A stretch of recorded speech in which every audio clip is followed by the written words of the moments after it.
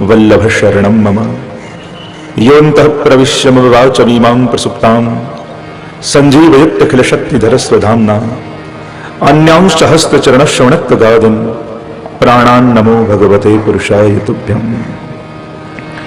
हमारो धन राधा राधा राधा राधा, हमारे हमारो धन राधा राधा राधा राधा,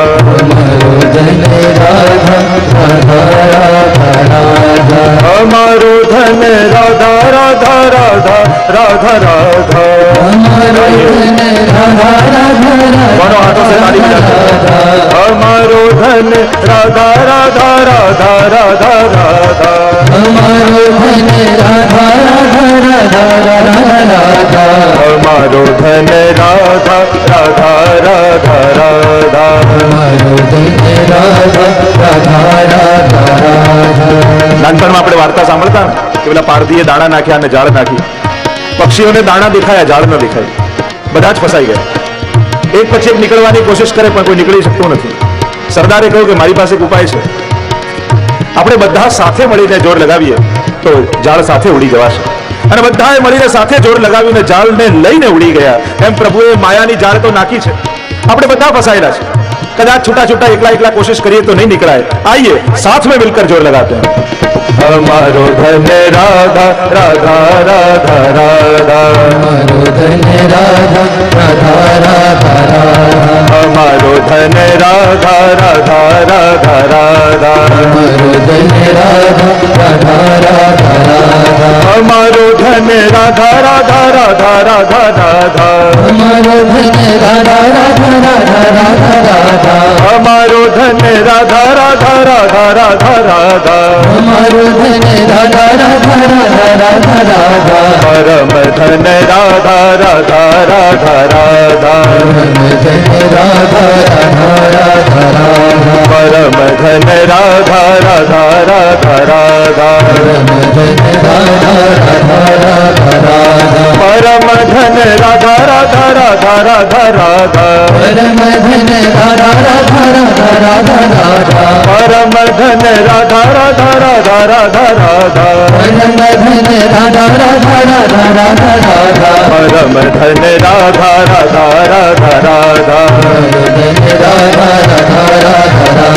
परम धन राधा राधा राधा राधा,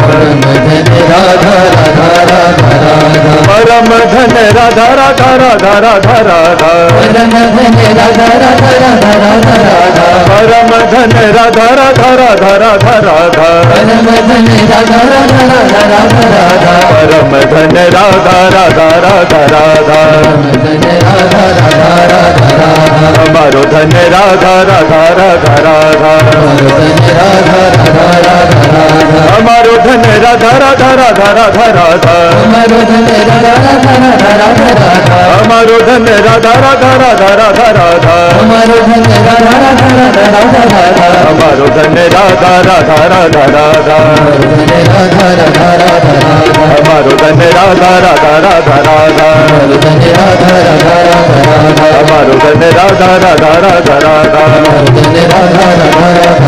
हमारो धन राधा राधा राधा राधा, हमारो धन राधा राधा राधा राधा। श्री गोवर्धन श्री भागवत भगवान की जय।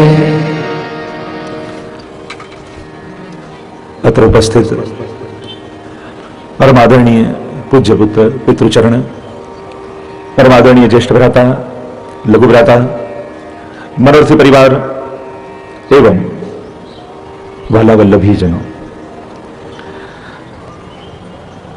श्री गोवर्धननाथ प्रभुना नवम पाटोत्सवના ઉપલક્ષ્યમાં આ દિવ્ય સત્સંગનું આયોજન કરવામાં આવ્યું છે।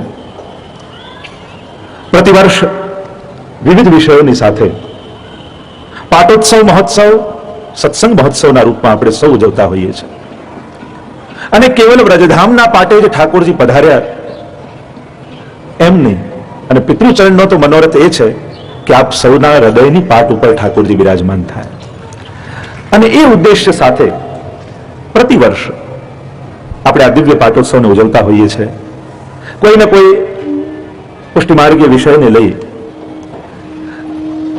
અને દિવ્ય સત્સંગ સભાનું આયોજન થતું હોય છે.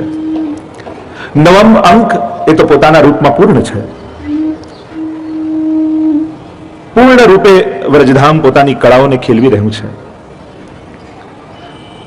અને આ 2 વર્ષથી, ગયા વર્ષથી વ્રજધામ બાગનું નિર્માણ થયું અને ઠાકોરજી એવી અનુકૂળતા કરી આપી કે આપણા વૈષ્ણવને ક્યાંય બહાર ન જવું પડે.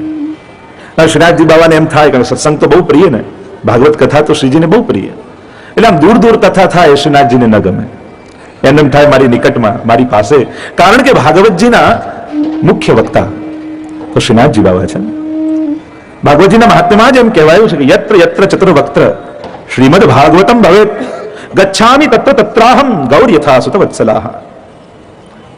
ઠાકોરજી તો તમારી પાછળ પાછળ કથા સાંભળવા આવે છે, તમારા ખોળામાં બેસીને શ્રીનાથજી બાબા કથાને સાંભળે છે. મદભક્તા યત્ર ગાયંતી તત્ર તિષ્ઠામિ નારદ. મારા ભક્તો જ્યાં ગાય ત્યાં હું હોઉં છું. આ વખતની વિશેષતા એ છે કે આપણે આપણા ગીત નથી ગાવાના, આપણે તો ગોપીઓના ગીત ગાવાના છે. ગોપીઓએ ગાયેલા ગીતોને કેન્દ્રમાં રાખીને સત્સંગની ચર્ચાઓ થવાની છે. ભગવાનનું ગીત તો આપણે સૌ જાણીએ છીએ, જે ભગવદ્ ગીતા રૂપે પ્રસિદ્ધ છે વિશ્વભરમાં, કે જે ભગવાને ગાયું. પણ આ ગોપીઓના ગીત, મારે તો આ ગીત ગાતા ગાતા તમારી અંદર સૂતેલી ગોપીને જગાવવાનો પ્રયત્ન કરવાનો છે.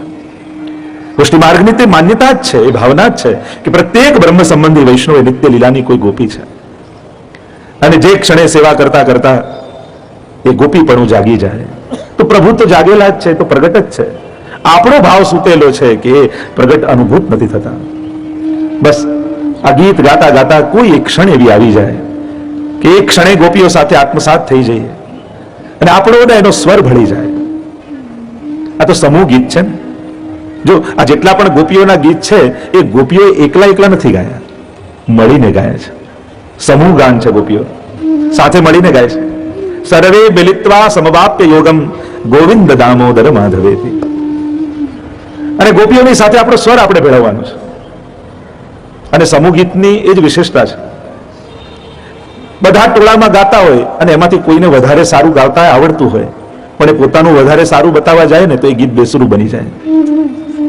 આ સમાજની વ્યવસ્થા પણ એ રીતે જ ચાલે છે. આ ભક્તિની વ્યવસ્થા પણ એ રીતે ચાલે છે.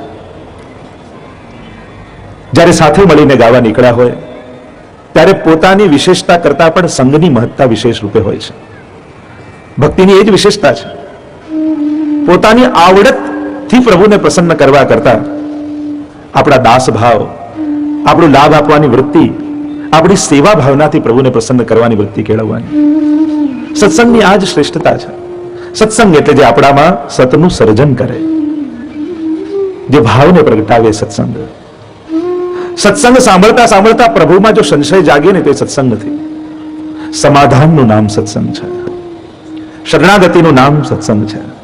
હું તો ભાગવત કથાને ભગવાનને ઓળખવાનો અવસર કહું છું.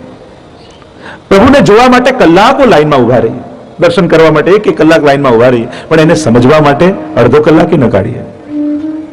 જો એને સમજ્યા નહીં ને જોવાની મહેનત કરીને તો મળેલા ભગવાનમાં પણ અભાવ આવશે. પછી પ્રભુના દર્શન યાદ નહીં રહે, પણ દર્શનમાં ધક્કા બહુ હતા એ યાદ રહેશે, કારણ કે એને સમજવાનો પ્રયત્ન નથી કર્યો. ભાગવત કથા એટલે પ્રભુને સમજવાનો અવસર. એને સમજી જાઓ ને પછી એને ગોતવાની પણ બહુ મહેનત નથી હોતી. પછી તો જીત દેખું તે તો શ્યામમયી હૈ. એ ગોપીઓના ભાવને જ્યારે હૃદયમાં ધારણ કરી લઈએ ને પછી શોધવાના બહુ પ્રયત્નો નથી. આ 7 દિવસ ગોપીઓના માધ્યમથી પ્રભુને સમજવાની કોશિશ કરીશું. ગોપીઓના આંખે પ્રભુને જોવાનો પ્રયત્ન કરીશું. ગોપીઓના ભાવે પ્રભુને સેવવાની કોશિશ કરીશું. આ કંઠ, આ ગીત આપણા નહીં રહે. ગોપીઓની સાથે સ્વરમાં સ્વર ભેળવીશું. અને વિશ્વાસ તો છે જ, આપણી પોકારથી કદાચ એ ન આવે, પણ કોઈ ગોપી બોલાવે અને ઉભો રહી જાય તો એ ભગવાન નહીં, એ કૃષ્ણ નથી. કે ગોપીઓનો પ્રલાપ સાંભળી, એનું ગાન સાંભળી, એની ઘોષણા સાંભળી, એનું આહ્વાન સાંભળી અને જો મંદિરમાં પુરાઈ રહે ને તો એ કૃષ્ણ નથી, એ તો દોડતો આવે, એ જ કૃષ્ણ. આવો મેરે ગોવિંદ ગોકુલ કે ચંદ. તમે ગોપીઓની સવારની પુકાર સાંભળો, મંગળા સમયની, એ ગોપીઓની જયારે સંધ્યાઆરતી સમયની પુકાર સાંભળો. દરેક સમયની પુકાર છે ગોપીઓ આ પાંચે ગીતમાં. અને એ ગોપીઓના સ્વરમાં સ્વર આપણે ભેળવીને જયારે પુકારીશું ને ત્યારે તમને જ અનુભવ થશે કે ના, તમારી અંદર ક્યાંક કોઈ ખૂણે ગોપી સૂતેલી જરૂર છે. કારણ સાધનો ટૂંકા હોય ને ત્યારે આશ્રય કોઈ મહાનનો લઈ લેવો. આપણી પાસે સાધનો કોઈ બહુ મોટા નથી, કોઈ ગુણ નથી, કોઈ આવડત નથી, કોઈ આપણામાં કોઈ એવી કળા કે પ્રભુને રીઝવી શકાય. અને સાંભળ્યું પણ એવું છે કે એ કળાઓથી રીઝતો પણ નથી. પ્રીતમ પ્રીત હિતે પૈયે યદ્યપિ રૂપ ગુણ શીલ સુઘડતા ઇન બાતન ન રીઝઈએ. એટલે એ પણ આપણે સમજીએ છીએ. અને એ બધી વસ્તુ છે પણ નહીં, કારણ કે જેનામાં આવડત હોય એનામાં જ અહંકારની સંભાવના હોય. આવડત જ અહંકારનું બીજ છે. કે જેની અંદર કોઈ આવડત જ ન હોય, કોઈ સામર્થ્ય જ ન હોય, એ અહંકાર પણ કઈ વાત નો કરે. એટલે ઘણા લોકો કહે કે આ બધું અહંકાર નહીં કરવો, દ્વેષ નહીં કરવો, ક્રોધ નહીં કરવો, આ બધા અમે વૈષ્ણવને જ વારે ઘડી કેમ કહેવામાં આવે છે? જે બધા પાપ કરે છે એને તો કોઈ કહેતું નથી. શું કહેતા કે એક ઝવેરીનો દીકરો પહેલી વાર ધંધામાં આવ્યો એટલે પિતાએ કહ્યું કે આ હીરા લઈ બાજુના ગામમાં આપ્યો. એટલે ટ્રેનમાં એને મૂકવા માટે આવ્યા એના બાપુજી.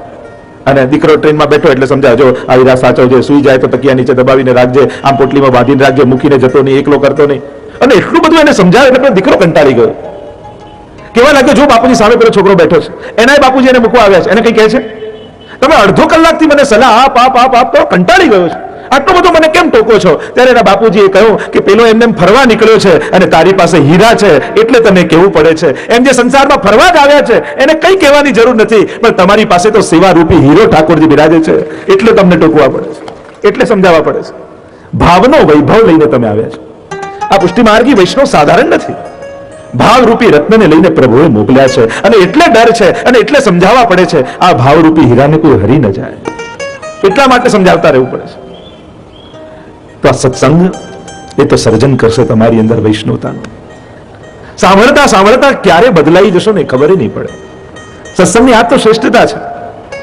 હા, બસ બે કાન ખુલ્લા રાખજો. ઘણા કહે દુકાનનું શું સાથ દીધું, હું તો એમ કહું દુકાન લઈને આવો, દો કાન વળી તો દુકાન. અહીંયા કથામાં જ ખોલીને બેસો ને. શ્રવણ કરતા કરતા કરતા ક્યારે ચિત્તની વૃત્તિ બદલાઈ જશે ને ખબર નહીં પડે. સત્સંગ કરતા કરતા અપરાધો ખૂંચવા લાગશે, તમને જ દેખાવા લાગશે. હું તો એમ જ માનું પર્સનલી કે આપણી દ્રષ્ટિએ દુનિયાને જોવા કરતા દુનિયાની દ્રષ્ટિએ આપણને જોતા રહેવું. કારણ કે આપણે આપણા દુર્ગુણોને જોઈ શકતા, આપણા દુર્ગુણોનું ભાન જેટલા સામેવાળા કરાવે ને એટલું આપણને થતું નથી સહજમાં. સૌથી ખરાબ લાગતો વ્યક્તિ જીવનમાં ઘણીવાર બહુ સાચી સલાહ આપીને જતો હોય છે. જે આપણને સૌથી મોટો દુશ્મન લાગતો હોય ને એ ઘણીવાર એટલું સાચું કહીને જતો હોય કે આપણને ક્યારે એ વસ્તુ પર વિચારે ન કર્યો હોય. દુનિયાની દ્રષ્ટિથી આપણને જોતા રહેવું, જેથી સમજાતું રહે, પોતાના દોષોનું ભાન થતું રહે. આ નાના નાના દોષો, નાના નાના અપરાધો ઘણીવાર ક્યારે ખેંચીને આપણે હાથે મોટું પાપ કરાવી લે ને ખબર ન પડે. અને એમ માનતા હો કે બસ પુણ્ય કરવાથી આ બધા દોષો ધોવાઈ જશે, એ પણ સંભવ નથી. જાગૃત રહેવું જોઈએ વૈષ્ણવે, અને આ સત્સંગ જાગૃત બનાવવાનું કામ કરે છે. પુણ્યો કરવાથી પાપ ધોવાતા નથી. પાપ માટે તો સતત વૈષ્ણવ જાગૃત સત્સંગ કરતા રહેવું, સતત, જેથી જાગૃત રહેવાય અપરાધો માટે. ક્યાંક મારાથી દોષ ન થઈ જાય, કારણ કે થઈ ગયું પછી ધોવું બહુ અઘરું હોય છે, જલ્દી મટતું નથી હોતું. 7 દિવસની યાત્રા ગોપી બનવાની નવમ પાટોત્સવના ઉપલક્ષમાં, અને સુંદર સુયોગ એવો છે કે અમારા બધાની ત્રણેયની ભાવના એ હતી કે પૂજ્ય પિતૃચંદનો આ સુંદર મહોત્સવ ષષ્ઠી પૂર્તિનો આપણે ખૂબ આનંદપૂર્વક ઉજવીએ. અને જે દિવસે જન્મદિવસ હતો એ સમયે તો જેણે જેણે લાભ લીધો એના માટે તો યાદગાર ક્ષણો હતી જ, પણ આ ડિસેમ્બર માસમાં જ્યારે ઠાકોરજીનો પાટોત્સવ હોય ત્યારે અભિવાદન સમારોહ યોજાય. તો 23 તારીખે એ અભિવાદન સમારોહને વિશ્વભરમાંથી વૈષ્ણવ આવી પોતાની ભાવનાઓ અભિવ્યક્ત કરશે. અને આ સમયે વિશેષ રૂપે પૂજ્ય જીજી અહીં પધારશે.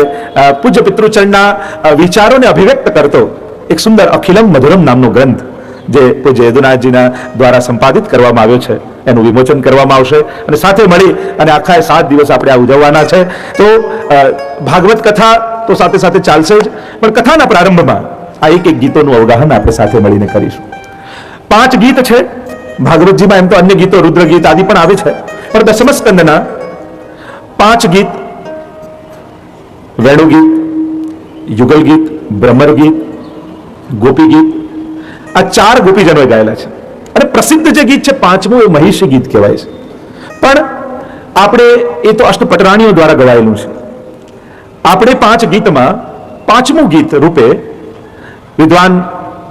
વિદ્વાનો દ્વારા એક ગીત ઉમેરવામાં આવ્યું છે.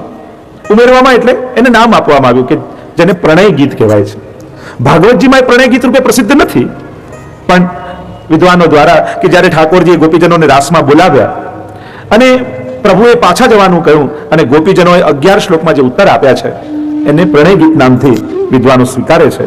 તો ગોપીજનોના કંઠે ગવાયેલા 5 ગીતોનું દર્શન આપણે આ કથા દરમિયાન કરવાના છીએ. સ્વયં શ્રીમદ ભાગવતજી એ સાક્ષાત શ્રીનાથજી બાવાનું વાંગમય સ્વરૂપ છે, વાણીમય રૂપ. અને એટલે ભાગવતજીને વાંચવા કરતા સાંભળવાની મહત્તા વધારે છે. ભક્તિમાં પણ વાંચન ભક્તિ નથી, શ્રવણ ભક્તિ છે. નવદા ભક્તિમાં સાક્ષાત શ્રીનાથજી બાવાનું સ્વરૂપ. જો ભગવાનના સાક્ષાત્કાર 2 પ્રકારે કહ્યા છે. એક જ્ઞાન રૂપ પરમાત્માનો અનુભવ અને બીજો રસરૂપ પરમાત્માનો અનુભવ.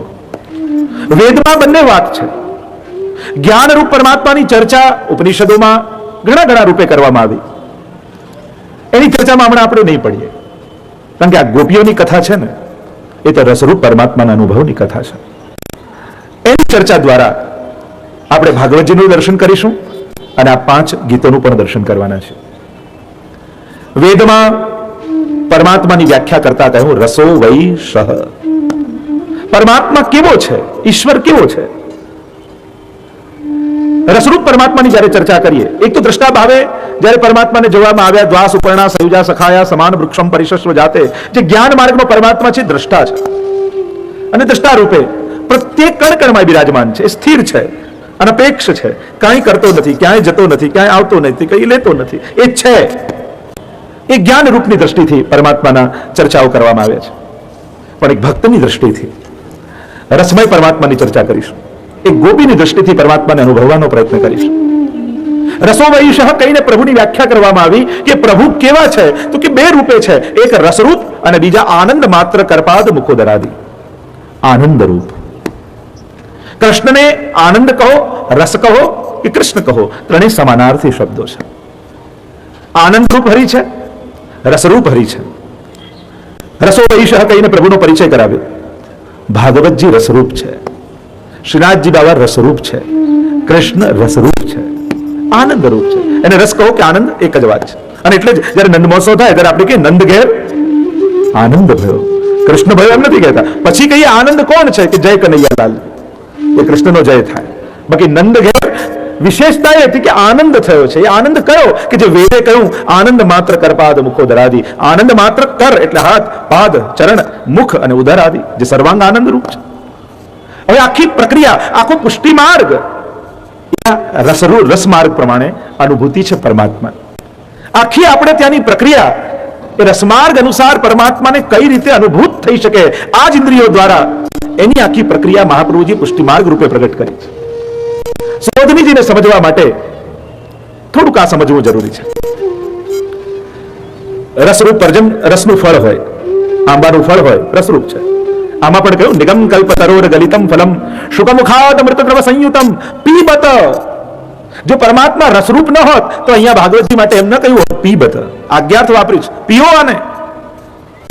ભાગવતમ રસમાલયમ મુહુરહો રસિકા ભુવિ ભાવુકા. રસિકો આનું પાન કરો.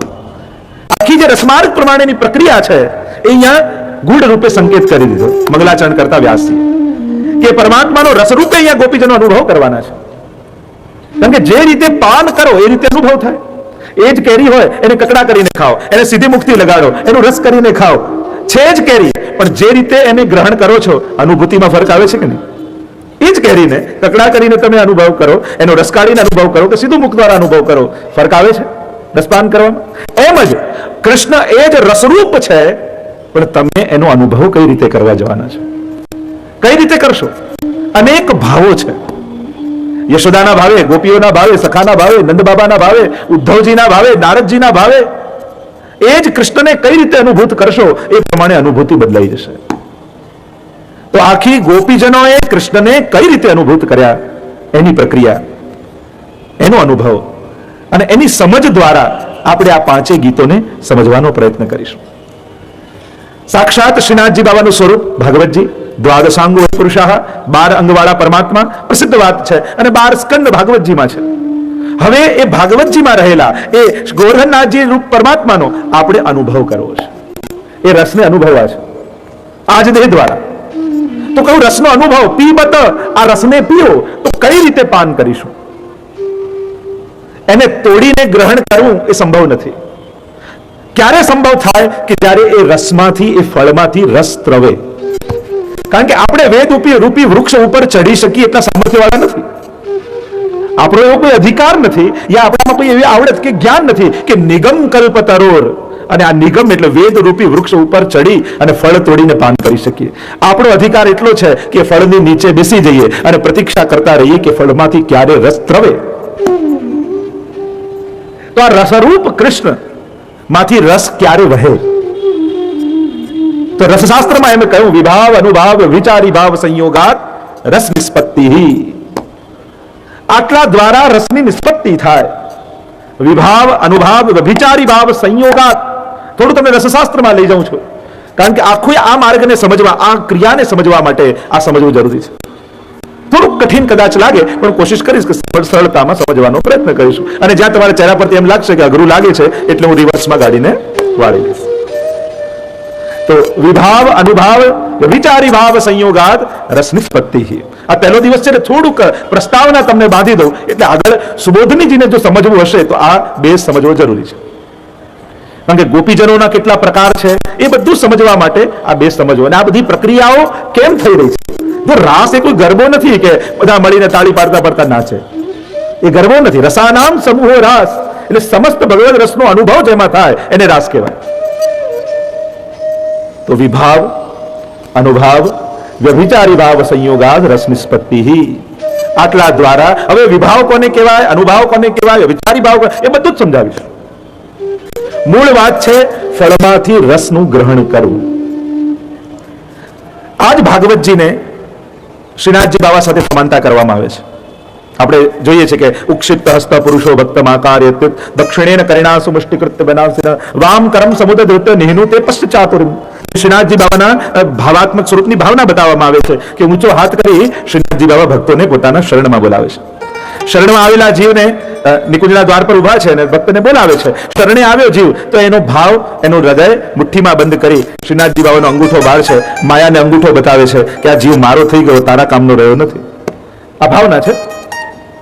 અને એ પણ સરખામણી કરવામાં આવી કે શ્રીનાથજી બાબાનું સ્વરૂપ એ સાક્ષાત ભાગવતજીનું સ્વરૂપ છે. તો શ્રીનાથજીની જે પીઠિકાઓમાં ચિહ્ન છે એ 12 સ્કંદના પ્રતીક છે.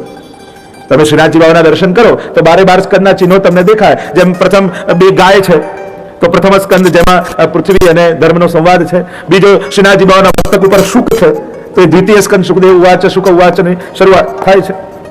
ઋષિ બિરાજમાન છે એ કપિલ નારાયણ ભગવાન તૃતીય સ્કંદના પ્રતીક રૂપે છે. 2 ઋષિ બિરાજમાન છે બીજા નર નારાયણ રૂપે ચોથા સ્કંદના પ્રતીક રૂપે છે. એ ઘેટાનું ચિહ્ન છે મેષનું, એ કાલનું સૂચક છે, કારણ કે પહેલી રાશિ 12 રાશિમાંની મેષ રાશિ, એટલે પંચમ સ્કંદમાં કાલ ગણના આવે છે. 2 ગાયો છે, ગાય ને બીજું વાછરડું દૂધ પાન કરે છે, અને દૂધ પીતા પીતા વાછરડું ભલે લાત મારે તોય માં ગાય દૂધ તો પીવડાવે જ છે. એ પુષ્ટિ છે, પ્રભુની પોષણ લીલા. છઠ્ઠા સ્કંદનું પ્રતીક નરસિંહજીનું ચિહ્ન છે શ્રીનાથજી બાબાની કંદરામાં, એ 7મા સ્કંદનું પ્રતીક છે. શ્રીનાથજીને ફરતે એક સર્પ છે, એ છે વાસુકી નાગ, કે જ્યારે સમુદ્ર મંથનની કથા 8મા સ્કંદમાં આવશે તે 8મા સ્કંદનું પ્રતીક છે. 2 મોર છે શ્રીનાથજી બાબાની કંદરામાં, એ નિષ્કામ ભક્તો એટલે 9મા સ્કંદ ઈશાનું કથા છે. નિષ્કામ ઈશસ્ય અનુગામી નામ કથા ભક્તોની કથા છે, એટલે મયુરના ચિહ્ન છે. મધ્યમાં સ્વયં શ્રીનાથજી બાબા નંદનંદન બિરાજે છે, 10મા સ્કંદનું પ્રતીક છે. શ્રીનાથજી બાબાની કંદરામાં એક ત્રીજો સર્પ છે, એ મુક્તિ લીલાનું પ્રતીક છે, 11 સ્કંદ. અને ઊંચો ઉઠેલો હાથ જે આશ્રયનું દાન કરે છે એ 12મા સ્કંદનું પ્રતીક છે. તો ભાગવતજીનું સાક્ષાત મૂર્તિમંત સ્વરૂપ એ શ્રીનાથજી બાબાનું સ્વરૂપ છે. આપણે ચર્ચા કરવા બેઠા છીએ રસ સ્વરૂપની, રસોવૈશ સ્વરૂપની. તો અહીંયા ચર્ચા કરી કે આ વિભાવ અનુભાવ વિચારી ભાવ સંયોગાત રસ નિષ્પત્તિ, એટલે કંદરાની મધ્યમાં જે શ્રીનાથજી બાબા બિરાજ્યા છે એ અમારા રોમ રોમમાં વ્યાપ્ત કઈ રીતે થઈ જાય, એ રસની નિષ્પત્તિ થઈ અમારા સુધી કઈ રીતે પહોંચે, તો કે આ કંદરાની આસપાસ જે ચિહ્નો છે ને એ વિભાવ અનુભાવ વિચારી ભાવના પ્રતીક રૂપે છે. એની પર સમાનતા કરવામાં આવી. તો આ એક સ્કંદ એ રસ ઉદ્દીપનનું કાર્ય કરે છે. સરખામણી કરી જે પક્ષીઓ છે, વેણુ ગીતમાં આખી ચર્ચા, જે આખી કંદરા છે ને એ આખું વેણુ ગીત છે. એક એક ચિહ્નો જે ઠાકોરજીની વેણુ સાંભળીને જે અનુભાવ અને ભાવનાઓ જાગે છે આ પશુ પંખીઓ બધામાં, એ આખું પ્રતીક રૂપે છે. તો જે પ્રાયો બતામ વિહિગા મુનયો વનિસ્મિન કૃષ્ણે ક્ષણાસ્પદુદીતમ કલવેણુ ગીતમ આરુહ્ય યે ધ્રુમભુજાન રુચિર પ્રબાલાન શુરંત્રી મિલિત દૃશો વિગતાન નિવાચઃ, એ જે પક્ષીઓ બેઠા છે એ અનુભાવ છે. હવે અનુભાવ કોને કહેવાય? તમને ગુસ્સો આવ્યો, અંદર ક્રોધ જાગ્યો એટલે તમારી આંખો લાલ થઈ ગઈ, તમારા હાથ આમ ભીડાઈ ગયા અને આમ ગરમ ગરમ તમે થઈ ગયા, આ તમારા ક્રોધનો અનુભાવ થયો કહેવાય. એટલે રસની ઇફેક્ટ કે અસર, આ તમારી અંદર ક્રોધનો અનુભાવ થયો કહેવાય. કે તમારા મનમાં ગુસ્સાનો ભાવ આવ્યો, ક્રોધનો રસ જાગ્યો, નવરસો છે ને એમાંથી ક્રોધનો રસ જાગ્યો તો તમારી આંખો લાલ થઈ ગઈ, તમારા હાથ મુઠ્ઠી વાળી દીધા, આ અનુભાવ થયો કહેવાય. તો આ પક્ષીઓ છે ને એ વેણુ ગીતનો અનુભાવનું પ્રતીક છે પરમ ચંચલ પક્ષીઓ, પણ પોતાની સમગ્ર ચંચલતાઓ મૂકી વૃક્ષની ડાળ ઉપર આંખો બંધ કરી અને પ્રભુની વેણુનાદને શ્રવણ કરી રહ્યા છે. તો શ્રીનાથજી બાવાની કંદરામાં જે મયુર આદિ પક્ષીઓ છે, શું એ અનુભાવનું પ્રતીક છે. મેષનું ચિહ્ન, ઘેટાનું ચિહ્ન એ કાલનું સ્વરૂપ છે. એ લીલાને અનુકૂળ કાલ નિર્માણ કરે છે. એ ઉદ્દીપન વિભાવ છે. વિભાવ બે પ્રકારના, આલંબન વિભાવ અને બીજો ઉદ્દીપન વિભાવ. આલંબન એટલે જેનો આધાર લઈને લીલા થાય, જેના આધારે ક્રીડા થાય, એ આધાર એ વિભાવ કહેવાય, આલંબન વિભાવ કહેવાય. અને બીજો છે ઉદ્દીપન વિભાવ, કે જે ઉદ્દીપ, જેમ તમે દર્શન કરવા જાઓ મનોરથના, તો રોજ ઠાકોરજી તો એ જ છે, પણ આજે કુંજવારાનો, આજે 56 ભોગનો મનોરથ છે, આજે તો દર્શન કરવા જરૂર જવાનું. આજે કુંજનો મનોરથ છે, આજે તો દર્શન કરવા જરૂર જવાનું. તો પ્રભુ તો રોજ એ જ હોય છે, પણ આજે કેમ આનંદ આવ્યો? કારણ કે આજે કુંજની સજાવટમાં ઠાકોરજી બિરાજેલા છે. તો એ સજાવટ છે ને ઉદ્દીપન વિભાવ કહેવાય. અને ઠાકોરજીને જોઈને આનંદ થાય છે તો એ આલંબન વિભાવ કહેવાય, કે એમના આધારે આનંદ થઈ રહ્યો છે. અને સજાવટ એ ઉદ્દીપન વિભાવ કહેવાય, કે જેને કારણે તમને એમ ભાવ રોજ ના આવતો હોય, પણ આજે મનોરથની એટલી સુંદર સજાવટ કરી હોય કે સજાવટના દર્શન કરીને તમને આનંદ આવી ગયો, ભાવ આવી ગયો, તે ઉદ્દીપન. જેમ રાસાયણિક પ્રક્રિયામાં ઉદ્દીપક હોય છે ને, કે બે પદાર્થ જ્યારે રાસાયણિક પ્રક્રિયા કરે તો કોઈ ઉદ્દીપક ઉમેરવામાં આવે અને એને કારણે પ્રક્રિયા ફાસ્ટ થાય. તો રસમાં પણ એ રીતે છે. તો કાલ અનુકૂળ કાલનું, કારણ કે કાલ જ્યારે અનુકૂળ આવે તો ઠાકોરજી અને ગોપીજનોને એ લીલા કરવાનો આનંદ આવે, તો એ કાલ પણ ઉદ્દીપન વિભાવ છે. શેષ એ સંકર્ષણ સ્વરૂપે છે, સૈયા છે ઠાકોરજીની, એ આલંબન વિભાવ છે. ત્રણ ભક્તો ધર્મ અર્થ કામ અને પ્રાણ રૂપે છે.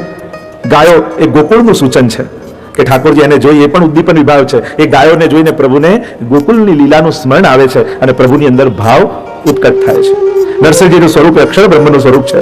યમુનાજી એ સંયોગીની શક્તિ રૂપ છે અને ગિરિરાજ બાબા એ હરિદાસ વર્ય પ્રભુના સેવક છે. આમ ભાગવતજી સાથે તો સમાનતા શ્રીનાથજીની છે, પણ રસશાસ્ત્રની પ્રક્રિયા અનુસાર પણ સમાનતા છે.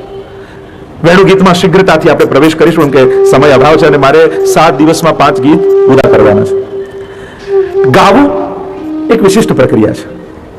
જ્યાં ભાવની ઉત્કટતા આવે ને ત્યાં ગદ્ય બંધ થાય ને પદ્ય શરૂ થઈ જાય. એ ભલે વિપ્રયોગ હોય કે સંયોગ હોય, આ સહજ પ્રક્રિયા છે. માણસ જ્યારે પ્રેમ આનંદ રસમાં આવે એટલે એના મુખમાંથી ગાન પ્રગટે છે.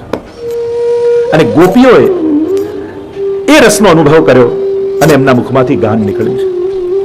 એ ગીતોનું આપણે અવગાહન કરીશું. આચાર્ય તો 5 ગીતોને સમજાવતા આજ્ઞા કરે. વેણુ ગીતમ રસ બીજમ ગોપિકા ગીત વૃક્ષકમ સુફલમ યુગ્મ ગીતમ હિ ભ્રમરમ ભ્રમરમ વટમ રસ બીજમ વેણુ ગીતમ. આ રસરૂપ હરી છે ને, તેનું બીજ એ વેણુ ગીત છે. ગોપિકા ગીત વૃક્ષકમ, ગોપી ગીત એ બીજમાંથી નીકળેલું વૃક્ષ છે. સુફલમ યુગ્મ ગીતમ હે, યુગલ ગીત એમાં નીકળેલું ઉગેલું ફળ છે. ભ્રમરમ ભ્રમરમ મતમ, અને ભ્રમર ગીત એ ખીલેલા ફૂલને એમાંથી રસ લેવા આવેલું ભ્રમર છે. 4 ગીતોને સમજાવ્યા. વેણુ ગીતમાં આપણે પ્રવેશ કરીશું. 10મ સ્કંદની થોડી સ્થિતિ સમજી લઈએ, જે મહાપ્રભુજી મંગલાચરણમાં સમજાવી. ચતુર્ભિશ્ચ ચતુર્ભિશ્ચ ચતુર્ભિશ્ચ ત્રિભિસ્તથા ષડભી વિરાજતે યોસૌ પંચધાર હૃદયે મમ. શ્રી મહાપ્રભુજી મંગલાચરણમાં આ સુબોધનીજીનું મંગલાચરણ દસમસ્કંદ, આખા દસમસ્કંદને પ્રકરણ વિભાગમાં સમજાવે છે. ચતુર્ભિશ્ચ પહેલા 4 અધ્યાય જન્મ પ્રકરણના, પછી તામસ પ્રકરણ બીજું ચતુર્ભિશ્ચ, ત્રીજું ચતુર્ભિશ્ચ રાજસ પ્રકરણ, ત્રિભિસ તથા ત્રિભિસ પ્રકરણ એ સાત્વિક પ્રકરણ, અને ષડભી એટલે ગુણ પ્રકરણ. હમણાં એનો વિસ્તાર નથી કરતો કારણ કે એ શ્લોકનો વિસ્તાર કરવા જઈશ તો પછી વેણુગીતના આદિના શ્લોકો રહી જશે. પ્રકરણ વિભાગ મહાપ્રભુજી 7 પ્રકારે ભાગવતજીનો અર્થ સમજાવે છે. શાસ્ત્રે સ્કંધે પ્રકરણે અધ્યાયે વાક્ય પદેક્ષરે એકાર્થ સપ્તધા જાનન અવિરોધેન મુચ્યતે. 7 પ્રકારે મહાપ્રભુજી અર્થ કર્યા છે ભાગવતજીના. શાસ્ત્રે, સ્કંધે, પ્રકરણે, અધ્યાયે, વાક્યે, પદે અને અક્ષરે. શાસ્ત્રથી લઈ અક્ષર સુધી 7 પ્રકારે મહાપ્રભુજી ભાગવતજીના અર્થ સમજાવે છે. તત્વાદિ નિબંધ નામના ગ્રંથમાં ભાગવતાર્થ પ્રકરણ અને સુબોધનીજી, આમ બંને મળીને 7 પ્રકારે મહાપ્રભુજી અર્થ કર્યા છે. પ્રકરણ વિભાગ અહીંયા મહાપ્રભુજી સમજાવે છે. એમ કહ્યું કે 3 પ્રકારના ભક્તો છે. તામસ એટલે તામસ પ્રકરણ, અને નિરોધ લીલા છે, દસમસ્કંદની લીલા. આ બધી જ લીલા કરી પ્રભુએ કરવું શું છે કે ભક્તના પ્રપંચની વિસ્મૃતિ અને સ્વયંમાં આસક્તિ કરાવી છે. આને જ કહેવાય નિરોધ. પ્રપંચની વિસ્મૃતિ થાય અને પ્રભુમાં આસક્તિ થઈ જાય. સંસાર ભૂલાય, પ્રપંચ એટલે સંસાર, હું ને મારું, એ ભૂલાય અને ભગવાનમાં ચિત્ત લાગી જાય, એનું નામ નિરોધ. એટલે આ દસમસ્કંદમાં જે કંઈ પણ ઠાકોરજી લીલા કરશે એનું એક જ ઇન્ટેન્શન, એક જ લક્ષ્ય છે કે જીવનો સંસાર ભૂલાવવો અને કેવલ પોતાનામાં આસક્તિ કરવી. પાછા પુષ્ટિ પુરુષોત્તમ છે પ્રભુ, એટલે અહીંયા પ્રભુ જીવને નહીં બદલે, અને મર્યાદામાં ભગવાન જીવને બદલીને એનો સ્વીકાર કરે, અને પુષ્ટિમાં તો પ્રભુ બદલાઈ જીવને અનુકૂળ થઈ અને એનો હાથ પકડી લે ઠાકોરજી. એ જ પુષ્ટિ માર્ગ. અને એટલા માટે પ્રભુ જીવને નહીં બદલે, ગોપીઓની પ્રકૃતિને પ્રભુ નહીં બદલે, પણ પ્રભુ 3 પ્રકારની લીલા કરે છે. તામસ લીલા, રાજસ લીલા અને સાત્વિક લીલા. મહાપ્રભુજી સુબોધનજીમાં આજ્ઞા કરે છે, સ્વભાવ સંગઠા ભાવો ન વૈ શક્ય કથંચન અતઃ ત્રિવિધ જીવેશુ ત્રિવિધા ભગવત કૃતિ. જીવ પોતાનો સ્વભાવ બદલી શકતો નથી, અને આ તામસ, રાજસ, સાત્વિક આટલા પ્રકારના ગોપીજનો છે અને એમનો પોતાનામાં નિરોધ કરવો છે. એટલે ઠાકોરજી 3 પ્રકારની લીલા કરશે. તામસ લીલા કરશે એટલે બ્રજભક્તો, એ તામસ ભક્તો હશે ને એમને એમ થશે આ તો અમારો ઠાકોર છે, અમારા જેવો છે, એટલે એનું ચિત્ત એમાં લાગી જશે. જે રાજસ લીલા પ્રભુ કરશે એટલે રાજસ ભક્તોને એમ થશે આ તો અમારો ઠાકોરજી છે, એમનું ચિત્ત એમાં લાગી જશે. અને એટલા માટે ઠાકોરજી 3 પ્રકારની લીલા કરી ચિત્તનો નિરોધ કરશે. ગોપીજનો પણ 3 પ્રકારના, પ્રાય તામસ, રાજસ અને સાત્વિક. સાધારણ રૂપે જો આ ત્રણેયની પ્રકૃતિને સમજીએ તો તામસ ગોપીજનો કયા, તમને અન્ય જ્યારે ગોપી ગીત આદિ આવશે તો ખ્યાલ આવશે. કારણ કે આ ગાનાર કયા ગોપીજનો, મહત્વની વસ્તુ એ છે કે આ બધા શ્લોકો બધાએ નથી ગાયા, અમુક ગોપીજનોએ પોતાની પ્રકૃતિ અનુસાર ગાયા છે. તો તામસ ગોપીજનો કયા આમાંથી, તો સાધારણ રૂપે જો તામસાહ દેવ નિંદકાહ, તામસ ગોપીઓ કયા જે ઠાકોરજી પર દોષારોપણ કરે કે તમે તો છો જ કઠોર, હે કપટી. ગોપી ગીતમાં કહેશે ગોપીજનો, તમારા સિવાય બીજો કોણ એવો કપટી હશે જ્યાં અડધી રાતમાં અમને મૂકીને જાય. આમ પ્રભુ પર જે દોષારોપણ કરે સમજી લેવું કે આ તામસ ગોપી છે. અમારી અંદર તો ભાવ છે, અમે તો આપના માટે લાલાયિત છીએ, આપ જ કઠોર છે.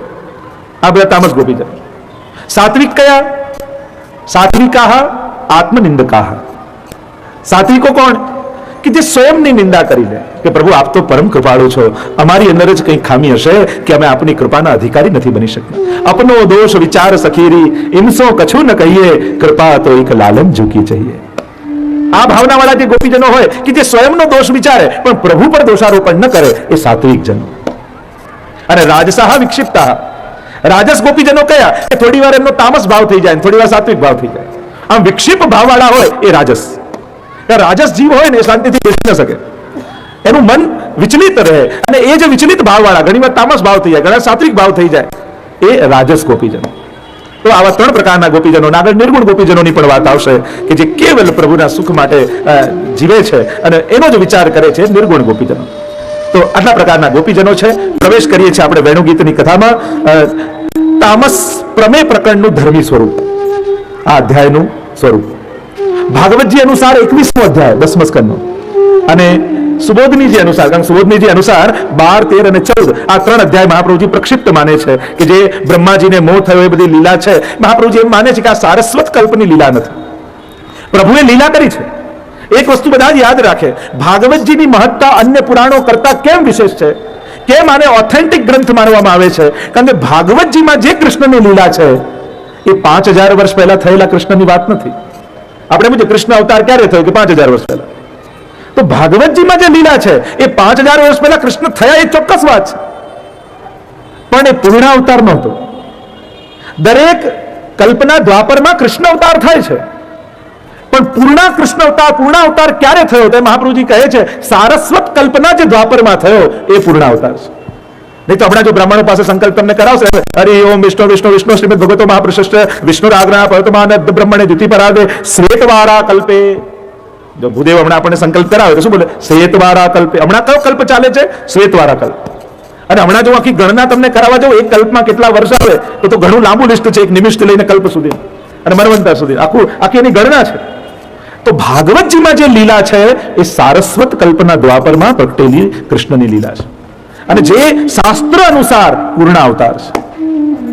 અને એટલા માટે ભાગવતજીની મહત્તા એટલા માટે છે કે અહીંયા સારસ્વત કલ્પની લીલા છે, એ પૂર્ણ અવતાર કૃષ્ણની લીલા છે. બાકી તમે પદ્મ પુરાણમાં અન્ય પુરાણોમાં કથા જોશો તો આજ ગિરિરાજ મહોત્સવની લીલા આવશે, અન્ય લીલાઓ આવશે, પણ તમને ભાગવતજી કરતા જુદી દેખાશે.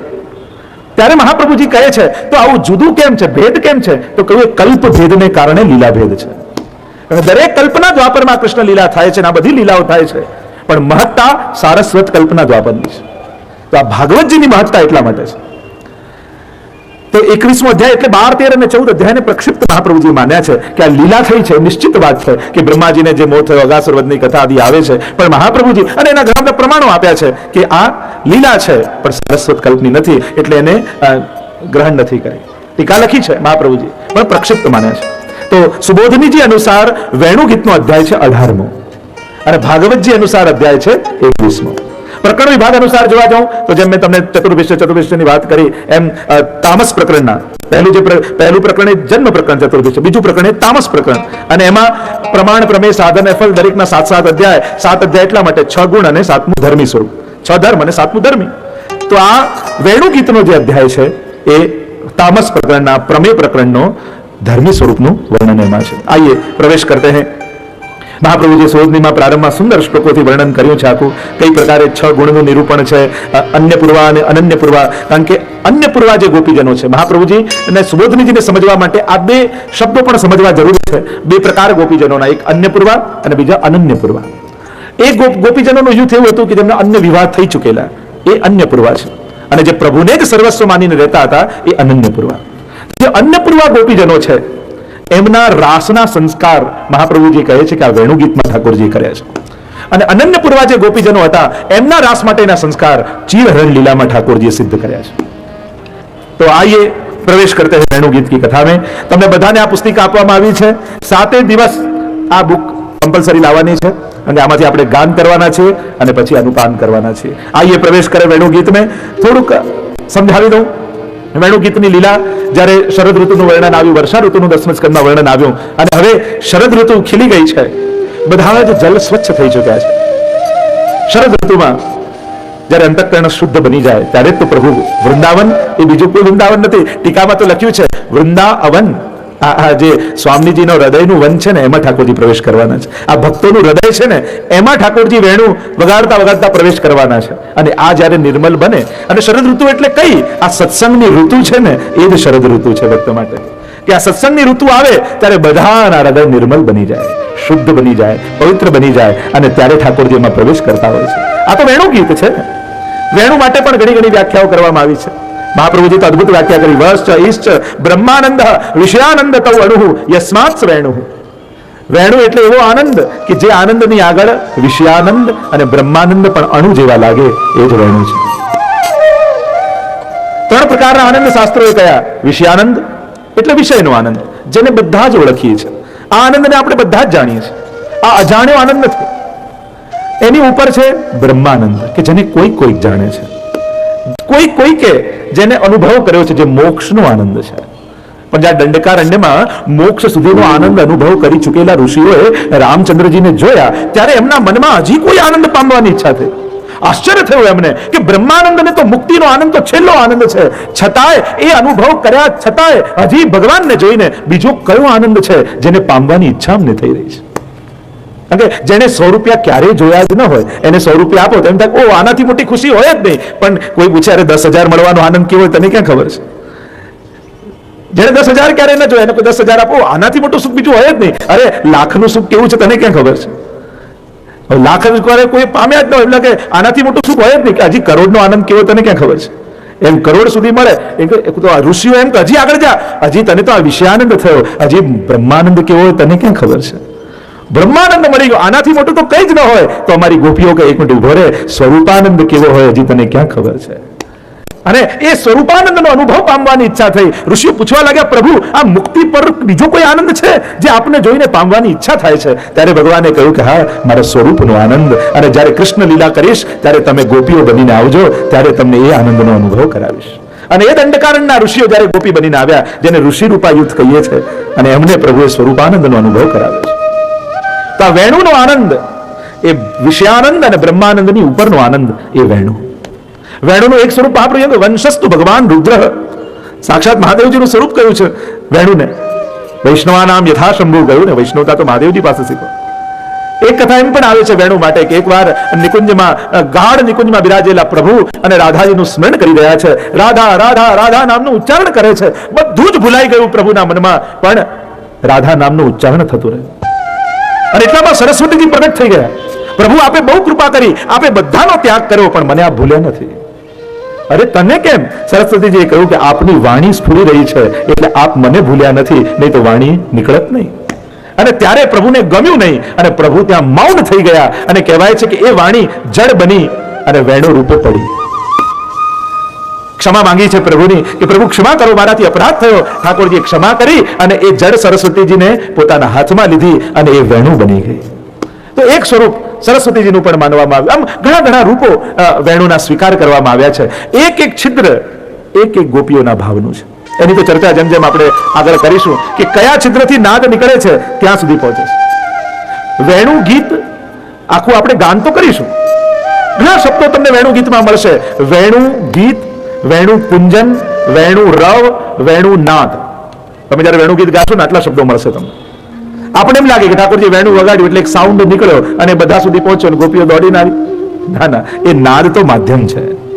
એમાં પ્રભુ એ નાદ પાત્ર છે જેમાં પ્રભુ પોતાના રૂપ સુધાને એમાં પધરાવી અને ગોપીઓ સુધી મોકલે છે. આખીની પ્રક્રિયા છે. પોતાના સ્વરૂપને સ્થાપન ગોપીજનોમાં કરવાની પ્રક્રિયા એ વેણુ ગીત છે. આટલા આટલા શબ્દો તમને મળશે. વેણુ કુંજન કે જેમાં કેવલ સાઉન્ડ છે પણ અર્થ કે સુધા મળેલી નથી, એને વેણુ કુંજન કહેવાય. વેણુ કુંજન જ્યારે તમે વેણુ ગીત આપણે એક એક શ્લોક જોતા જઈશું એટલે ચર્ચા થશે. એક શબ્દ મળશે વેણુ ગીતમાં વેણુ કુંજન કે જેમાં કેવલ અવાજ છે, બીજું કઈ નથી. એક જાગૃતિ અવાજ પહોંચે છે કેટલાક ભક્તો સુધી. બીજો શબ્દ છે વેણુ રવ, અવાજની સાથે શબ્દ પણ છે. એમ એક એક શબ્દ સ્પષ્ટ સંભળાય, જાણે ગોપીને એમ લાગે કે મારું નામ ઠાકોરજી વેણુમાં વગાડ્યું છે. વ્યક્તિ જો એક સૌને હું આમંત્રણ આપું કે બધા આવજો, અને એક પર્સનલી જઈને કહું તું આવજે, તું આવજે, તું આવજે, તમે આવજો, તમે આવજો, તો એક વ્યક્તિગત આમંત્રણ લાગે ને. તો એક વેણુ કુંજન એ સભાગત આમંત્રણ છે અને વેણુ રવ એ વ્યક્તિગત આમંત્રણ છે. એક એક શબ્દ સ્પષ્ટ સંભળાય છે. બીજું છે વેણુ નાદ, જેમાં અવાજની સાથે અર્થની સાથે પ્રભુએ પોતાની સુધા ભેળવેલી છે. જો પ્રભુમાં રસ સિવાય બીજું કઈ નથી. આ તો હાથ પગ સન મનુષ્યાકૃતિ મહાપ્રભુજીનું નામ છે ને કે મનુષ્ય આકારે છે એટલું જ છે. તો રસો વૈશ રોમ રોમ રસ છલકે શ્રી વલ્લભ, રોમ રોમ રસ છલકે રસરૂપ જ છે. જેમ જન્માષ્ટમીમાં મિશ્રીના ખીરોના બનાવીએ ને, ચાસની ડાળીને એમાં ફૂલ બનાવો, ચાસની ડાળીને એમાં ઘૂઘરા બનાવો, જુદા જુદા આકાર બનાવો. હવે એ ફૂલ બનાવ્યું હોય એમાં ડાળીને ખાઓ કે પટ્ટીને ખાઓ, એમાં તો મિશ્રીનો જ સ્વાદ આવવાનો છે ને. ખાલી આકાર ભેદ છે, એમાં તત્વતા કોઈ ભેદ નથી. એમ જ પ્રભુ હાથ પગ મુખ આ બધું જુદું જુદું લાગે કારણ કે મનુષ્ય આકારે છે તો રસ સિવાય બીજું કાંઈ નથી. તો પ્રભુ પોતાની સુધા એ નાદમાં ભેળવીને ગોપીજનો સુધી પહોંચાડે છે અને કર્ણના માધ્યમથી હૃદયમાં પ્રવેશે અને રોમ રોમમાં પ્રભુ ગોપીજનોના વ્યાપી જાય છે અને ભગવદરૂપ ગોપીજનો બની જાય છે. આ છે વેણુનાદ. અને ચોથું છે વેણુ ગીત, કે પ્રભુએ જ્યારે નાદ કર્યો અને સુધા ગઈ કર્ણના માધ્યમથી હૃદયમાં, અને હૃદયમાં ગઈ રોમ રોમમાં વ્યાપી ગઈ, અને રોમ રોમમાં વ્યાપી તો ગોપીજનોના હૃદયમાં સમાય નહીં. આનંદ રસ એ સમાય નહીં. સમાઈ જાય તો માનજો હજી અધૂરો છે, એ ઉછલિત થઈ જ જાય. હવે ગોપી ગીતના સુબોધનીજીમાં મહાપ્રભુજી આજ્ઞા કરે છે કે અંતસ્થિતો રસઃ પુષ્ટો બહિશ્ચેન્ન વિનિર્ગત તદા પૂર્ણો નહીં ભવેત ઇતિ વાગ નિર્ગમસ્તથા. અંતઃકરણમાં જાગેલો રસ જ્યાં સુધી વાણી દ્વારા નિશ્રિત ન થઈ જાય ત્યાં સુધી અધૂરો છે. પ્રેમ छिपाया ના छिपे, જાગટ પરગટ હોય, મુંહ કછું બોલે નહીં તો નૈન દેત હે રોય. પ્રેમને છુપાવવાનો કોઈ ઉપાય જ નથી. આનંદને છુપાવવાનો કોઈ ઉપાય જ નથી. રસને છુપાવવાનો કોઈ ઉપાય જ નથી. આનંદ છુપાજો. જો નંદ ઘેરા નંદ ભયો, મેં તમને તાળી વગાડવાનું કહ્યું, મેં તમને હસવાનું કહ્યું, મેં તમને પ્રસન્ન થવાનું કહ્યું. બીજી ધૂન ગવડાવું તો કેટલી વાર કેવું પડે કે તાળી વગાડો, ગાવ, આપણે વાગવા લાગી. આનંદ પ્રગટ થાય ને તો એ પ્રગટે જ. હેરી હે નંદરાય કે આનંદ ભયો. આ હેરી હે તો થઈ જ જાય જ્યારે આનંદ પ્રગટે ને એ સમાય નહીં. પ્રેમને છુપાવવાનો ઉપાય જ નથી. આનંદને દુઃખ છુપાવી શકો છો, આનંદ ન છુપાવી શકો. માણસ બહુ કઠોર ને બહુ સમજણો હોય ને, બહુ સમજદાર એટલે અંદર ભરી રાખે બધું, એટલે દુઃખ છુપાવી લે. लोग दिल खोल लेता है अपने यारों के साथ, तो आज खोलना ना पड़ता औजारों के साथ. જો આ હૃદય ખોલી લે મિત્રો સાથે તો औजारोથી ના ખોલવું પડે. એટલે આનંદ છુપાવવાનો કોઈ ઉપાય જ નથી, એ પ્રગટે. અને મહાપ્રભુજી એ જ કહે છે વેણુ ગીત શું છે કે આ સુધા જે હૃદયમાં અને રોમ રોમમાં વ્યાપીને અને એ સમાય નહીં ગોપીઓના હૃદયમાં, એટલે ગોપીઓના મુખમાંથી નિસૃત થઈ ગઈ. આ વેણુ ગીત દ્વારા એને કહેવાય વેણુ ગીત. तो 4 शब्दों में से आइए प्रवेश करते हैं, वेणु गीत का गान करते हैं. બધા પાસે આ પુસ્તિકા છે, આપણે ગાઈશું જેથી શબ્દનો પરિચય થાય અને શબ્દની સાથે પછી અર્થોનો આનંદ લઈશું. ગોપ્યૌચુઃ ઇત્થં શરદ સ્વચ્છજનં પદ્માકર સુગંધિના નવિષદવાયુનાવાતં સગો ગોપાલગોચ્યુતં કુસુમિતવનરાજિશુષ્મિભૃંગ દ્વિજકુલતુષ્ટસર સરિન્મહિન્દ્રમ મધુપતિરવગાય ચારયંગા સહ પશુપાલબલશ્ચતુર્જય તદગ્રસ્ત્રિય આશ્રુત્ય વેણુગીतं સ્મરોદયં કાશ્ચિત પરોક્ષં કૃષ્ણસ્ય સ્વસખીભ્યોન્વર્ણયन् બરહાપ્રિયં નટવરવપુઃ કર્ણયો કૈતારં વિદ્રભાસ કનકભીષં વૈજયન્તીં ચ માલાં રંગામેણો રસુતયા ઉદયન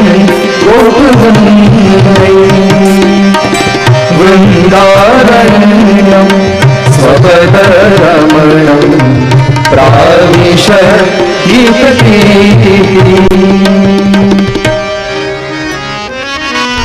ઇતિ વેણુરવં રાજન સર્વભૂતમનોહરં શ્રુત્વા વ્રજસ્ત્રિયઃ સર્વા વર્ણયન્તો વિવેદો અક્ષરવતાં ફલમિદં ન પરં વિદામઃ સખ્યઃ પશૂનનુવિલેક્ષયતો વયસ્ય વક્રં વ્રજેશ સુતયો રનુવેણુજુષં નૈવાનિપીતમનુરક્તકટાક્ષમોક્ષम्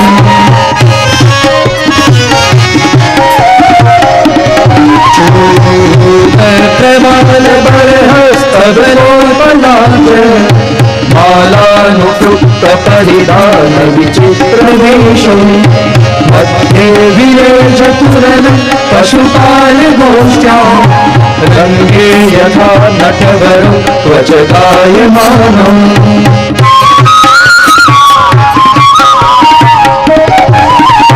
गोप्यः किमाचरधय कुशलं स्मरेणु दामोदराधरसुधा गोपिकानां भुङ्क्ते स्वयं यदवशिष्टरसंविन्यो दुष्यल्पचोषुमुचुस्तरतो यथाया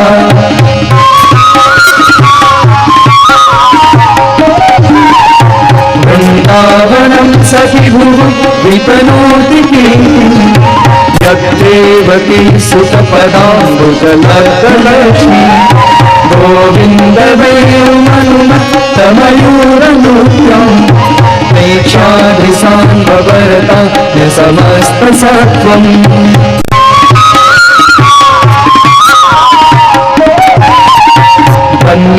कन्यास्मूढमतयो विहरीणेता यानन्दनन्दनमुपातविचित्रवेषम् आकर्ण्यवेणुरहितं सह कृष्णसारा पूजां दधुर्विरचितां प्रणयावलोकैः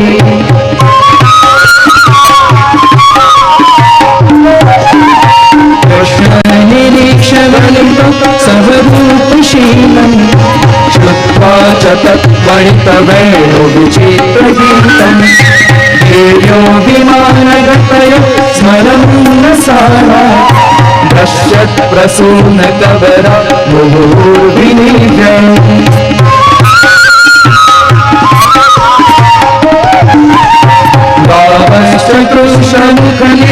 भावश्चतुष्मुखनिर्गतवेणुगीत पीयूषमुत्तभितकर्णपुटैः पिबन्त भावास्मृतस्तनपय कवलास्मृतस्तु गोविन्दमात्मनिदृशं शुक्ला स्पृशन्ते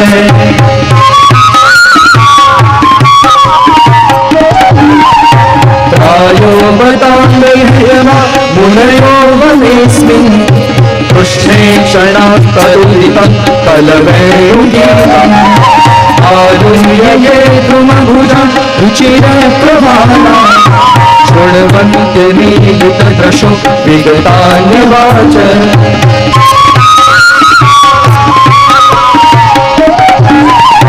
नद्यस्तदा तदुमदार्य मुकुन्दगीतम् आवर्तलक्षितमनो भवभर्णवेला आलिङ्गनं स्थगितभु विभुजैर्मुरारी गृह्णन्ति पादयुगलं कमलोपहारा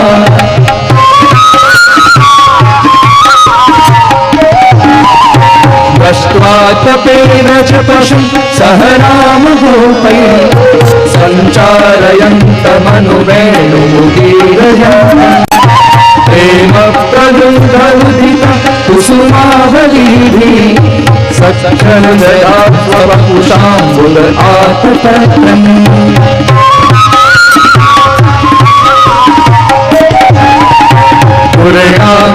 पुरयाकुलिङ्गमुदाय पदाचरागय श्रीकुङ्कुमेन दयिता स्तनमण्डितेन तद्दर्शनस्मररुजं सुमरूषितेन लिम्पन्त आननकुचेषु जहुः सदाभिः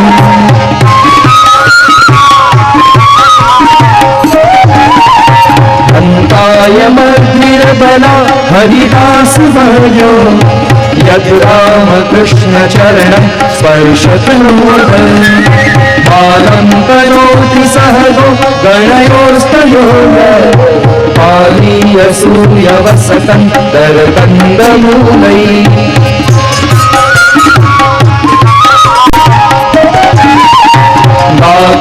नागोपतैरनुवनं नयतोरुदारः वेणुस्वनैः कलपदैः स्तनुसुसन्तम् अस्पन्दनं गतिमतं पुलकस्तरोणा निर्योगपाशकृतलक्षणयो विचित्रम् एवं विधा भजतो યા વૃંદાવન ચારિણ વર્ણયન્તો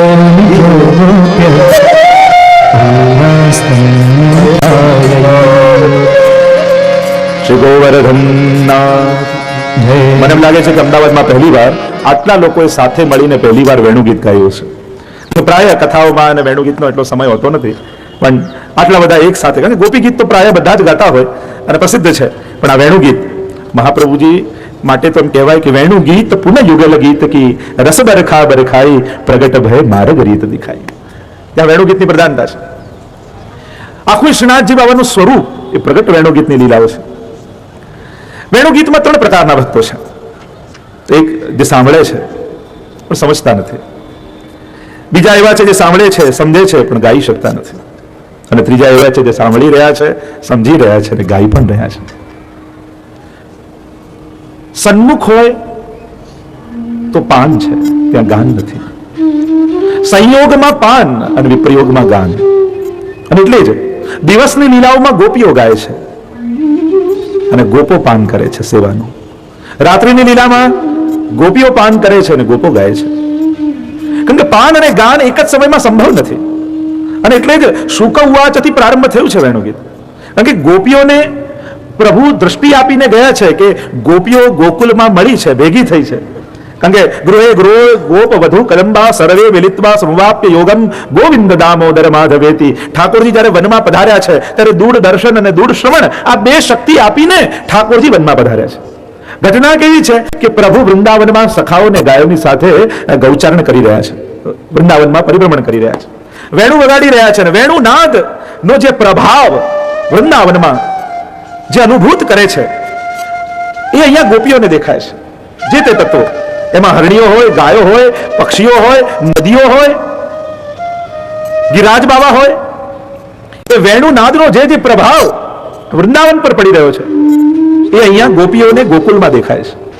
અને એક એક ગોપી એક એક દર્શન કરી અને એકબીજાની આગળ ગાન કરે છે. આ ઘટના છે, અનવસરની લીલા છે. ગોપીઓએ ગાયું ગોપ્ય ઉવાચ, એ વેણુ ગીતમાં આવે છે. અને ગોપીઓએ 13 શ્લોક ગાયા છે.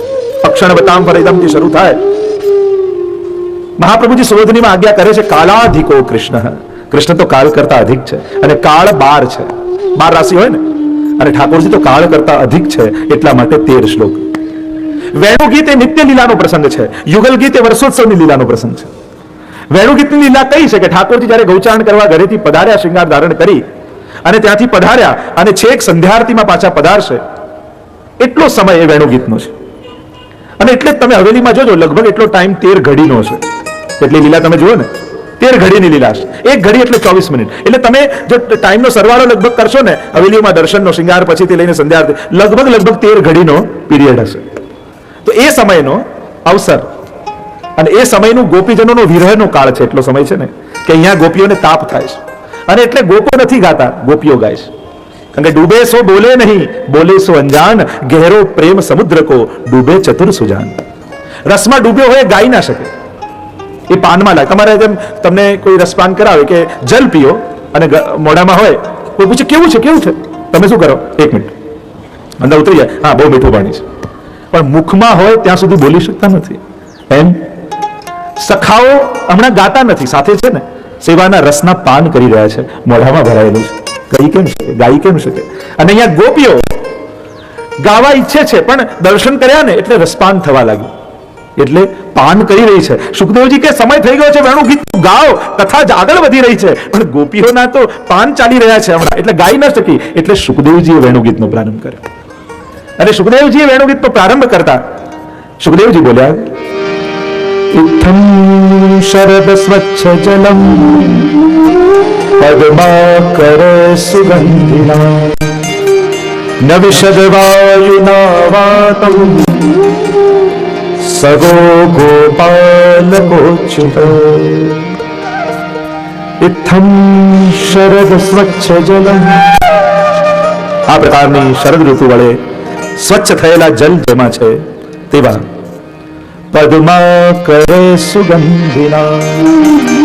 પદ્માકર કમલવાળા જલાશયોમાં સુંદર ગંધવાળા, પવન વડે સુગંધવાળા એ વૃંદાવનમાં નવિશદ વાયુના વાતમ. ધીમે ધીમે મંદ મંદ વાયુ, તાજા ખીલેલા કમળો જેમાં સુંદર કમલની મંદ મંદ સુગંધ છે. એટલે લલિત વ્રજદેશ ગિરિરાજ કહ્યું ને, ત્રિવિધ પવન સંચરે. ત્રણ પ્રકારનો પવન વૃંદાવનમાં વાય છે. ત્રણ પ્રકાર કયા? મંદ, શીતલ અને સુગંધિત. આ ત્રણ પ્રકારનો પવન છે. આ પવન પણ પ્રભુની સેવા કરે છે. મંદ મંદ વાયુ આવે તો જ્યારે પણ આપણે ઠાકોરજી આગળ પણ પંખો કરતા હોઈએ ને, ઘણા લોકો અમારી પાસે વાવાઝોડાની જેમ પંખો કરે, આમ કાઠિયાવાડ આમ ઝપેટો મારે, આમ એમ લાગે જાણે વાવા સેન્ડી આવતો હોય ને, અમેરિકામાં આવ્યું ને એવું જ લાગે, જાણે બધું ઉડી જાય આજુબાજુ. તો પવન કઈ રીતે ગયા? ત્રિવિધ પવન સંચરે, સુખદ ઝરણા ઝરે, લલિત વ્રજ દેશ ગિરિરાજ રાજ. મંદ પવન જે સુહાતો હોય, જો આપણે ત્યાં એક શબ્દ છે પુષ્ટ, સુહાતું જલ લાવજો. સુહાતું આમ બહુ ગરમ એ નહીં, ઠંડુ નહીં, સુહાતું ઠાકોરજી, જે અનુકૂળ લાગે. અને સેવામાં અનુકૂળતા શબ્દ બહુ મહત્વનો છે. સેવ્યનું સુખ જેમાં છે એ સેવા છે. એટલે મંદ, શીતલ, એટલું ઠંડુ બી નહીં કે ઓઢવું પડે પવન, અને એવું ગરમ પણ નહીં કે શ્રમ પડે. આમ એક શીતલતા, ઘણી વાર લોકો પ્લેઝન્ટ વેધર જેને કહીએ ને કે આમ બહુ પ્લેઝન્ટ છે, જેનાથી આનંદનું વર્ધન થાય એવું. મંદ, શીતલ અને સુગંધિત. ઠાકોરજીને જ્યારે મહાપ્રભુજીને પણ જ્યારે આપણે ધોતી ઉપરણા ઘરી આદિ કરીએ તો બેઠકજીમાં જઈએ તો ઘણાને એવા જૂના વસ્તુની વાસ આવતી હોય ધોતી ઉપરણામાં. તો આપણે ત્યાં ક્રમ છે કે આમ અત્તર સમર્પિત કરીએ, આ એકદમ કોરું લાઈને સીધું ધરી નથી દેવાતું આપણે ત્યાં. એની આમ ધરવાનો આનંદ હોવો જોઈએ, ગ્રહણ કરવાનો આનંદ હોવો જોઈએ. દરેક વસ્તુમાં સુંદરતા એ પુષ્ટિ માર્ગનું એક અભિન્ન અંગ છે. નવું જ હોય પણ સુંદર છે એનું પણ જોવાનું.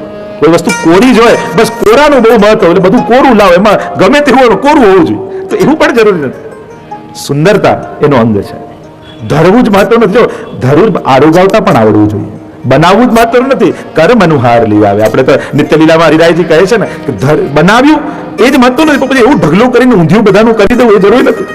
લોકો તો સુકો મેં હોય ધરે તો એવું ઊંધિયું કરી નાખે બધાનું ભેગું. ઠાકોરજીને ગોતું આમ છૂટું પાડતા હશે ઠાકોરજી, આમ થાળી ઉછાળીને કે મિશ્રી છૂટી કરું, આ કાજુ જુદા કરું, દ્રાક્ષ જુદા પાડું, એવું મિક્સ કરે તો એ પણ જરૂરી નથી.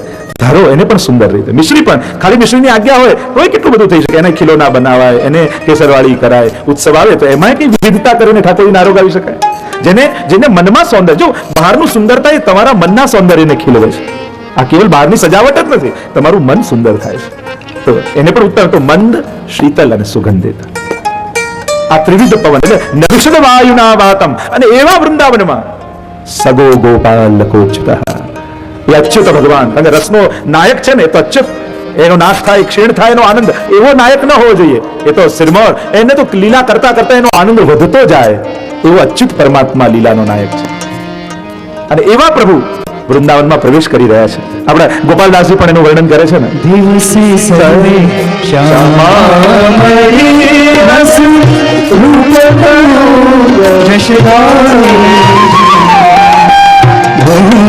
મંડળી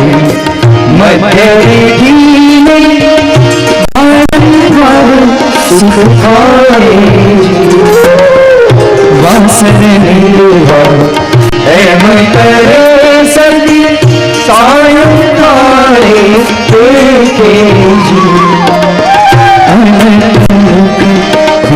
રચે લાગી કમળ વિષેકે શ્યામામણી રસ રૂપ